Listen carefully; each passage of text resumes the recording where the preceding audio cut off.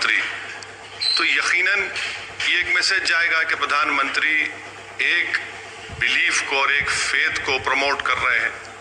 इसीलिए मैंने कहा कि प्रधानमंत्री को जाना है, इंडिविजुअल कैपेसिटी में जाए, उसका लाइव टेलीकास्ट ना कराएं। क्या भारत का कोई रिलीजन है? क्या गवर्नमेंट ऑफ इंडिया का कोई रिलीजन है? कोई रिलीजन नहीं है। भारत का रिलीजन कोई नहीं है। भारत का रिलीजन क्या है कि भारत उन तमाम रिलीजन्स को मानता है। भारत उन लोगों को ही मानता है जिनका कोई रिलीजन नहीं है, और प्रधानमंत्री उनकी गवर्नमेंट का भी यही होना चाहिए। और अब बात राजस्थान की करते हैं। राजस्थान का सियासी घमासान थमने का नाम नहीं ले रहा है। मंगलवार को तीसरी बार अशोक गहलोत ने विधानसभा सत्र बुलाने का प्रस्ताव गवर्नर कलराज मिश्र को भेज दिया, और नए प्रस्ताव में भी विश्वास प्रस्ताव लाने की बात नहीं है। उधर मायावती भी राजस्थान की सियासी लड़ाई में कूद पड़ी है।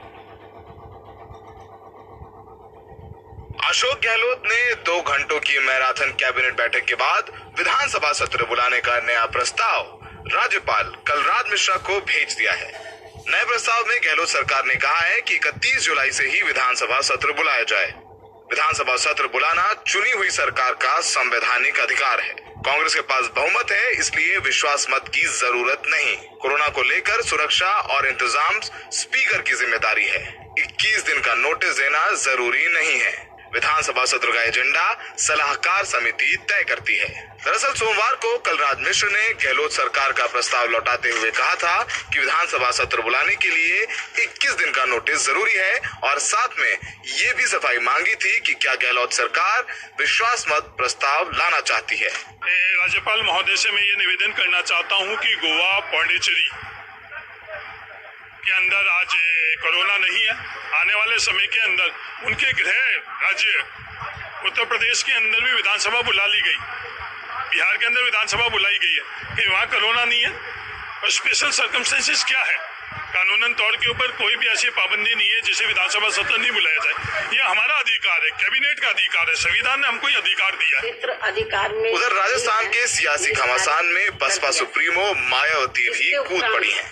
मायावती ने बयान दिया था कि राजस्थान में बसपा के 6 विधायकों का विलय गैर कानूनी है, और वो गहलोत सरकार को सबक सिखाना चाहती हैं। वैसे बीएसपी इसको लेकर पहले भी कोर्ट में जा सकती थी, लेकिन कांग्रेस को इसका सही सबक कब सिखाया जा सकता है, खासतौर से श्री गहलोत को इसका सबक कब सिखाया जा सकता है, इसकी हमारी पार्टी राह देख रही थी। और इस मामले को हम ठंडा नहीं पड़ने देंगे, और इस मामले को हम आगे तक ले जाएंगे, सुप्रीम कोर्ट तक भी ले जाएंगे। इसके जवाब में कांग्रेस महासचिव प्रियंका गांधी ने बिना मायावती के नाम लिए उन्हें बीजेपी का अघोषित प्रवक्ता बता दिया है। मुख्यमंत्री अशोक गहलोत और राज्यपाल कलराज मिश्रा के बीच खींचतान लंबी चलती दिख रही है, लेकिन सवाल ये है कि जनता कहाँ जाए। चुने हुए विधायक रिजॉर्ट में हैं, और राज्यपाल चुने हुए मुख्यमंत्री की बात ही नहीं सुन रहे हैं। यानी ये राजस्थानी घमासान लंबा चलता हुआ नजर आ रहा है। जयपुर में सहयोगी हर्षा कुमारी सिंह के साथ दिल्ली में सौरभ शुक्ला, NDTV इंडिया। और अब बात देश में तेजी से बढ़ते कोरोना के मामलों की। जुलाई का महीना खत्म भी नहीं हुआ है और कोरोना वायरस के मामले बढ़कर 15 लाख के पार पहुंच गए। महीने की शुरुआत में देश भर में सिर्फ 6 लाख मामले ही आए थे, और पिछले 24 घंटे में 654 लोगों की मौत हुई है कोरोना की वजह से। इसके साथ ही अब तक कोरोना से मरने वालों की संख्या 33,425 हो गई है, जबकि 9 लाख से ज्यादा संक्रमित लोग अब तक ठीक हो चुके हैं। कोरोना से मौतों के आंकड़े देखें तो मृत्यु दर घटी है। 18 जुलाई को मृत्यु दर जहां 3.33% थी, वहीं अब घटकर 2.25% हो गई है। यानी कोरोना के मामले तो बढ़ रहे हैं, लेकिन मृत्यु दर में भी यहां पर कमी आ रही है। यानी जो लोग हैं वो कोरोना से जल्दी ठीक भी हो रहे हैं। वहीं भले ही देश में कोरोना के केस 15 लाख के पार हो गए हों, लेकिन 3 राज्यों में कोरोना के नए केस पहले की तुलना में काफी कम हुए। महाराष्ट्र में एक दिन में करीब 1500 केस कम आए हैं। दिल्ली में 28 जुलाई को 613 नए केस सामने आए, जो 27 जुलाई के मुकाबले 462 कम है। दिल्ली में 2 महीने में सबसे कम केस हैं ये जो मंगलवार को आए हैं। आंध्र प्रदेश में भी एक दिन में करीब 1500 ही मामले आए हैं। हाईकोर्ट ने दिल्ली में बड़े पैमाने पर हो रहे रैपिड एंटीजन टेस्ट पर सवाल उठाए हैं। हाईकोर्ट ने दिल्ली सरकार से पूछा है कि जब कोरोना टेस्टिंग के लिए सबसे भरोसेमंद टेस्ट RT-PCR है तो सारा फोकस रैपिड एंटीजन टेस्ट पर क्यों है। दिल्ली में बड़े पैमाने पर कोरोना संक्रमण की जांच के लिए हो रही रैपिड एंटीजन टेस्टिंग पर दिल्ली हाईकोर्ट ने दिल्ली सरकार पर सवाल उठाए हैं। दिल्ली हाईकोर्ट ने कहा कि खुद दिल्ली सरकार के मुताबिक दिल्ली में सरकारी और प्राइवेट सेक्टर की कुल 54 लैब हैं, जिनमें रोजाना 11,000 RT-PCR टेस्ट किए जा सकते हैं, लेकिन 15 से 23 जुलाई के बीच रोजाना 6,000 से भी कम RT-PCR टेस्ट हुए। RT-PCR टेस्ट की 50% क्षमता का इस्तेमाल नहीं हो रहा है। ऐसा लग रहा है कि फोकस रैपिड एंटीजन टेस्ट पर है, जबकि टेस्टिंग का गोल्ड स्टैंडर्ड RT-PCR टेस्ट है। जबकि कोर्ट में सुनवाई के दौरान ICMR ने कहा कि हमने ये कभी नहीं कहा कि सबसे भरोसेमंद RT-PCR टेस्ट की जगह रैपिड एंटीजन टेस्ट किया जाए, बल्कि हमारा कहना है कि जहां पर RT-PCR टेस्ट ना हो सके वहां रैपिड एंटीजन का सहारा लिया जाए। दिल्ली सरकार के मुताबिक वो केंद्र सरकार और ICMR के दिशा निर्देश का ही पालन कर रही है। मैं आपको थोड़ा क्लैरिफाई कर देता हूँ। अस्पताल में कोई पेशेंट गया, एक दिन में मान लो 50 पेशेंट गए। अब दो तरीके हैं, उनको RT-PCR टेस्ट करें, they have to wait for 1 day और 2 डेज। दूसरा तरीका होता है सबका हम रैपिड टेस्ट कर लेते हैं।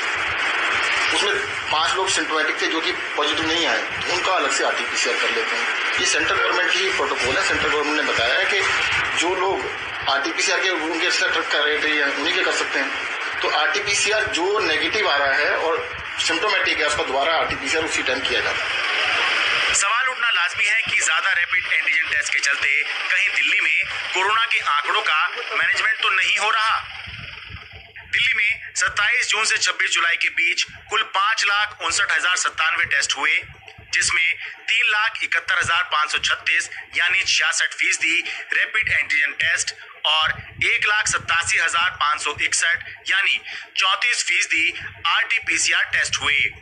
27 जून को RT-PCR टेस्ट का पॉजिटिविटी रेट 27% था, जो 26 जुलाई तक 12% पर आ गया। 27 जून को रैपिड एंटीजन टेस्ट का पॉजिटिविटी रेट 9% था, जो 26 जुलाई को 4% पर आ गया। यानी ये साफ है कि दिल्ली में 2/3 टेस्ट रैपिड एंटीजन और 1/3 टेस्ट RT-PCR के हो रहे हैं, लेकिन पॉजिटिविटी रेट का घटना भी साफ दिखाता है कि दिल्ली में संक्रमण कम हुआ है। लेकिन खुद दिल्ली सरकार ने दिल्ली हाईकोर्ट को बताया कि 18 जून से 24 जुलाई के बीच दिल्ली में 4,04,141 रैपिड एंटीजन टेस्ट हुए, जिनमें से 24,501 पॉजिटिव पाए गए, जबकि बाकी करीब 3,80,000 नेगेटिव आए लोगों में से 2,818 लोगों का लक्षण होने के चलते RT-PCR टेस्ट कराया गया, जिसमें से 404 लोग पॉजिटिव निकले। यानी करीब 14% का गलत नेगेटिव या फॉल्स नेगेटिव रहा रैपिड एंटीजन टेस्ट में। इसलिए जो सवाल उठाए गए उस पर दिल्ली सरकार अब कोर्ट में 4 अगस्त को जवाब देगी। दिल्ली सरकार का कहना है कि RT-PCR टेस्ट केवल उन्हीं लोगों का होता है जिनमें या तो लक्षण दिखाई दे रहे हों या जो किसी कोरोना संक्रमित व्यक्ति के संपर्क में आ गए हों, जबकि rapid antigen test containment zone, अस्पताल या कुछ खास चिन्हित लोगों के समूह का होता है। RT-PCR के लिए ज्यादातर पहल लोगों की तरफ से होती है, जबकि रैपिड एंटीजन टेस्ट के लिए ज्यादातर पहल सरकार की तरफ से होती है। इसलिए भी दिल्ली के अंदर रैपिड एंटीजन टेस्ट ज्यादा हो रहे हैं। खैर, अब दिल्ली सरकार ने दिल्ली हाईकोर्ट को बताया है कि वो NCDC के साथ मिलकर टेस्टिंग बढ़ाने की रणनीति पर काम करेगी। दिल्ली से मैं शरद शर्मा, NDTV इंडिया। बड़ी आबादी में कोरोना वायरस के संक्रमण का पता लगाने के लिए मुंबई में सीरो सर्वे हुआ, जिसमें पाया गया कि लगभग 40% लोगों को